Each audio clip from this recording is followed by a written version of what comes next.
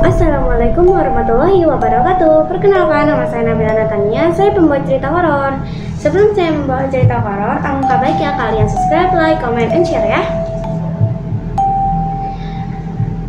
Jadi di sini saya akan menceritakan Putri. Jadi si Putri ini punya pengalaman horor saat dia di rumah sakit. Nah, jadi gini ceritanya. Si Putri ini itu lagi disuruh menjaga kakeknya yang sedang sakit. Jadi kakeknya itu katanya kena serangan jantung. Karena kakeknya kena serangan jantung, akhirnya si Putri disuruh menjaga kakeknya di rumah sakit bersama si Dewi. Nah, saat dia menjaga kakeknya di rumah sakit ini, memang udah ada beberapa gangguan-gangguan kecil seperti kayak ada suara-suara gitu lah ya. Jadi ini tuh kayak satu ruangan gitu loh, satu ruangan kayak VIP gitu. Jadi satu kamar satu orang gitu. Nah itu cukup luas, itu pasti kayak ada suara orang banting pintu, benda jatuh, dan suara-suara lainnya. Ya bisa dibilang gangguan, mungkin karena ya penghuni kamar di situ kurang suka sama si siapa namanya, Dewi sama si Putri ini. Karena mereka ini, si Putri sama si Dewi ini itu nggak bisa jaga omongan ataupun perkataan ataupun perbuatan. Di situ mereka berkata kasar lah, yang inilah itulah inilah gitu. Nah jadinya saat mereka udah 3 hari nginepan di situ lah ya, itu kan itu disuruh rawat inap gitu kan. Nggak tahu deh, katanya pokoknya disuruh rawat inap aja gitu kan. Nah pasti disuruh rawat inap itu kan itu udah hari kedua, hari ketiga gitu kan. Nah ini hari keempat mulai ada teror-teror.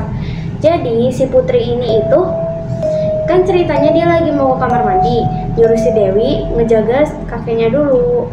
Sebut aja nama kakeknya itu Dimas lah. Dia menjaga Dimas biar kalau misalnya ada apa-apa bisa ngomong gitu ke Dewi. Nah, si Putri ke kamar mandi, dan si Putri di situ lagi di kamar mandi sendirian. Dia lagi ngaca, dia lagi cuci tangan ceritanya kan. Tiba-tiba ada yang nongol di belakangnya. Langsung dengan muka yang seram, mata melotot, dan rambut yang panjang, muka pucat. Dia berkata, "Jaga kata-katamu di ruangan tersebut, atau kamu akan celaka," gitu. Dan di situ si Putri langsung pingsan. Akhirnya si Dewi karena curiga kenapa si Putri ini lama banget, akhirnya dia nyamperin ke kamar mandi, ternyata si Putri pingsan. Akhirnya si Dewi bilang ke pihak rumah sakit, dan akhirnya dibawa ke ruangan si kakek ini dan ditidurin di sofanya. Kan di situ ada sofa gitu loh. Dan diperiksa, katanya tadi kena serangan shock gitu kan. Anak-anak serangan shock, akhirnya si Putri ini si Putri ini dirawat juga, tapi nggak dirawat yang ke ruangan lain, tapi di ruangan si kakek itu, tetapi di sofanya, karena biar gak nambah-nambah ruangan juga. Nah di situ si Dewi mulai curiga, karena pas si Putri pingsan ini tuh dia kayak ngegenggam sesuatu gitu, tapi nggak dilihat.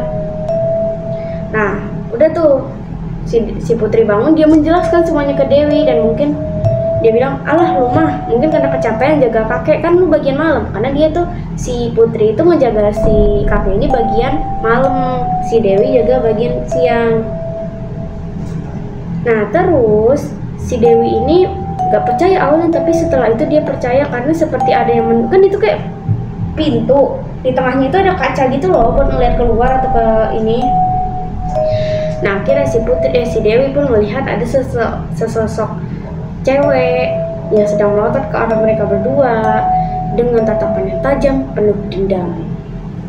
Si Dewi langsung ketakutan dan nge-freeze, dan si Putri nanyain.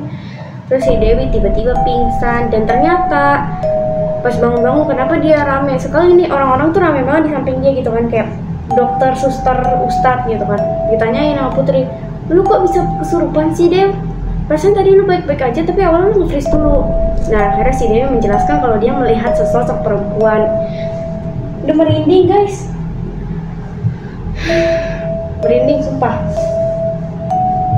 Nah Habis itu udah kelar. Nah, habis itu akhirnya si dokter ini dan ustadz ini nanya, apakah kamu berkata sesuatu yang tidak mengenakan atau gimana ya? Jawabannya iya. Ya, dia berkata-kata kasar, terus begini melakukan itu dan penunggu ruangan tersebut tidak senang dengan hal itu. Akhirnya dia marah. Dan si Dewi dan Putri ini menanyakan sesuatu hal ke dokter yang sudah berpengalaman di situ dari lama, sudah 10 tahun dia di situ. Namanya dokter Andreu. Nah, dokter Andreu ini tuh ditanyain sama Dewi sama Putri, emang ada penunggu di situ? Dan terjawabannya tuh ada.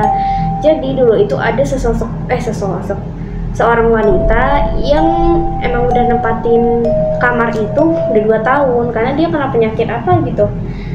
Dan di situ dia sudah dirawat 2 tahun tetapi meninggal karena hal yang mengenaskan, yaitu dibunuh oleh seseorang keluarganya. Itu dari keluarganya dia dibunuh.